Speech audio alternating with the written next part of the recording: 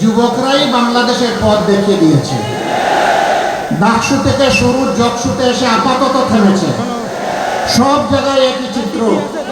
আমরা চাই দালাল মুক্ত বাংলাদেশ, আমরা চাই চাঁদাবাজ মুক্ত বাংলাদেশ, আমরা চাই দুর্নীতিবাজ মুক্ত বাংলাদেশ, আমরা চাই মামলাবাজ মুক্ত বাংলাদেশ, আমরা চাই ব্যাংক ডাকাত মুক্ত বাংলাদেশ, আমরা চাই ঋণ খেলাপি মুক্ত বাংলাদেশ, আমরা একটা মানবিক বাংলাদেশ চাই।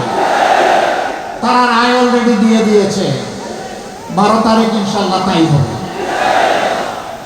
এইটা দেখে অনেকের মাথা গরম। এখন কি চৈত্র মাস না বৈশাখ মাস? মাঘ মাস। তো মাঘ মাসে মাথা যদি এত গরম হয়, চৈত্র মাসে কি হবে?